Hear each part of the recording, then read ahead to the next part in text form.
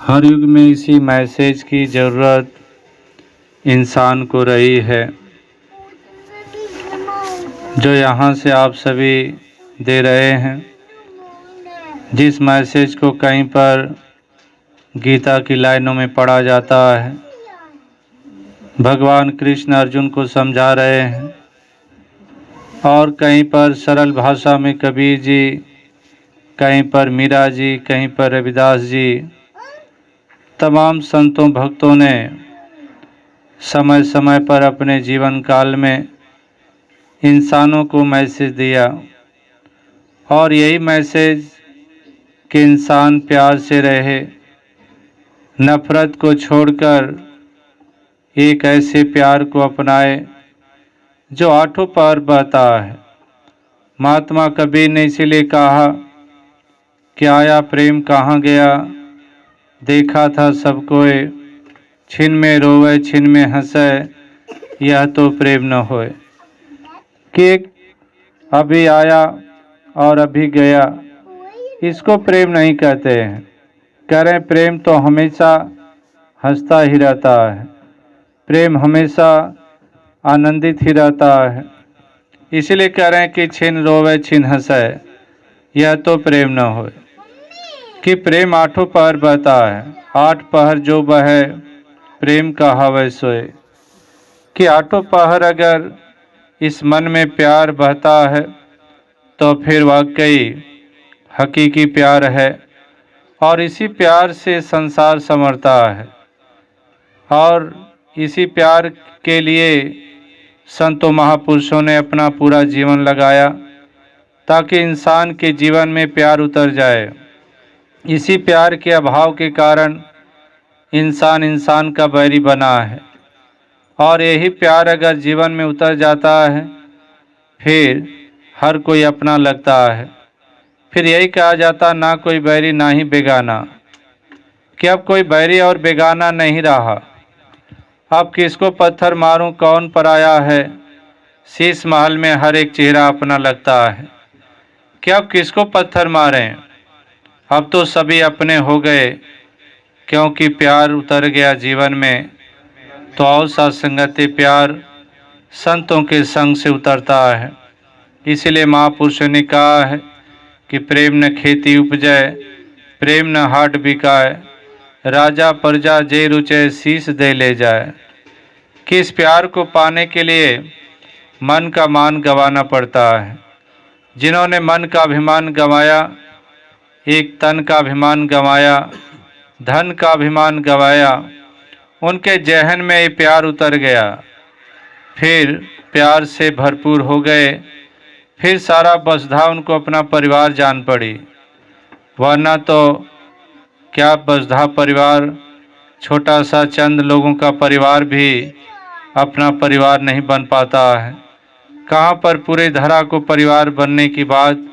तो इसी प्यार के कारण, क्योंकि प्यार का इतना विस्तार है, ये कोई सीमाओं में नहीं, कोई महदूद नहीं, कोई दीवारों में कैद नहीं, ये अनंत विस्तृत है, इसका और छोर नहीं।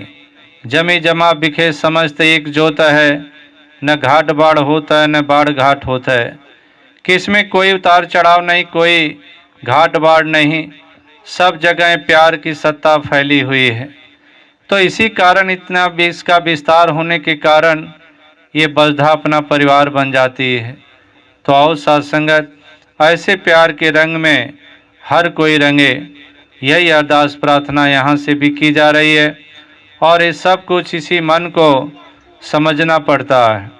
अभी हमने किस तरह से लाइनें पढ़ी कि मन की बदौलत सब कुछ है। कहते हैं मन के बदौलत ये दुनिया रंज भी है, और ये दुनिया एक स्वर्ग का रूप भी है। कि मन के ही बदौलत, ये मन के ही कारण है। मन में अगर विपरीत भावनाएं हैं फिर तो रावण वाली चाल, और इसी मन में अगर प्रेम की भावना है तो फिर भक्तों वाली चाल। कि एक तरफ कहाँ पर अभिमान और दूसरी तरफ प्यार के कारण एक संतों भक्तों वाली चाल। तो और सत्संगत, यही अरदास प्रार्थना भक्तों ने हमेशा इस हरिदातार से किया है। और आज भी कर रहे हैं। प्रेयर प्रार्थना अपने लिए तमाम लोग करते हैं, लेकिन संत महापुरुष भक्तजन हमेशा पूरी ह्यूमैनिटी, पूरी मानवता के लिए प्रार्थना करते हैं कि हर कोई गुलजार हो। कोई मेरा गुलजार होने से दुनिया गुलजार नहीं हो जाएगी। कह रहे हैं हर कोई गुलजार हो, हर कोई खुशहाल हो, हर कोई आबाद हो। और ये तभी होगा जब मन में एक ऐसे शुद्ध और पवित्र भाव, एक ऐसे पॉजिटिव थॉट्स, ऐसे विचार हमारे जहन में उतरेंगे। वरना तो हम नेगेटिव विचारों से भरे पड़े हैं और इसी कारण दुख झेल रहे हैं, और कोई दूसरा कारण नहीं है। वह आधार हम किसी को बना लें, लेकिन वह हमारे विपरीत विचार, हमारे नेगेटिव थॉट्स, ये हमें दुख दिया करते हैं। तो संतों का संग करने से ये नेगेटिव थॉट्स हमारे जीवन से बाहर हो जाते हैं। इसलिए महापुरुषों ने कहा कि कबीरा संगत साधु की बेग करी जय जाए, दुर्मत दुर्गमाइसी सुमत दे बतलाए। कि संतों का संग अगर करते हैं तो हमारे जीवन से एक कुमति चली जाती है और सुमति यानी कि सुंदर मति स्थापित हो जाती है इसी मन में। और मन में सुमति आने से फिर तो सुख ही सुख चारों तरफ। फिर इसीलिए कहा गया कि जहाँ कुमति तहाँ विपत्ति निधाना, कि जहाँ पर कुमति है वहाँ पर विपत्ति का पहाड़ होता है, और जहाँ पर सुमति है तहाँ संपत्ति नाना, कि वहाँ पर सारे सुख प्राप्त होते हैं। तो और सत्संगत हर इंसान को सोझी आए, हर इंसान सोचे समझे, वो चाहे किसी भी ओहदे वाला हो या फिर एक कोई अपना निजी कारोबार करने वाला हो, या फिर और कोई मजदूरी करता है या फिर नौकरी करता है।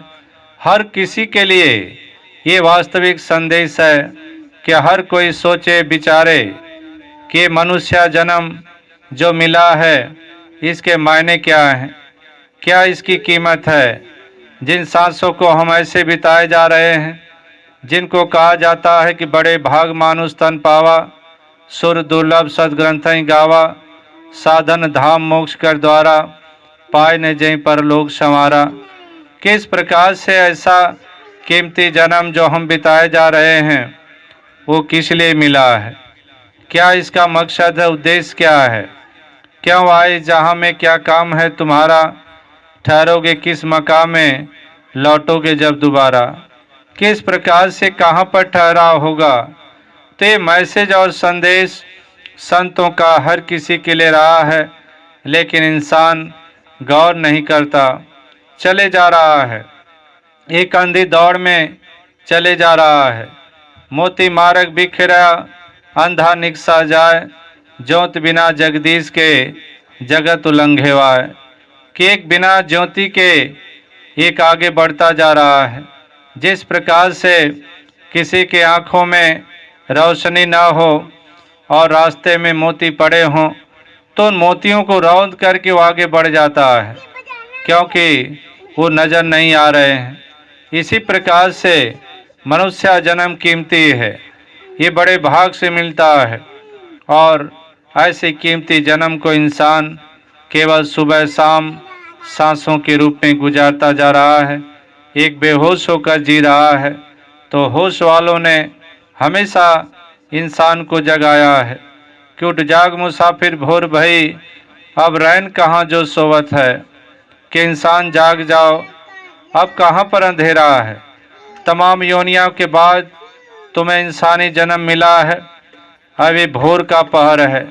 जिस प्रकार से रात्रि और उस रात्रि में भोर का पहर बड़ा ही महत्वपूर्ण होता है, उस समय जागने की बेला है।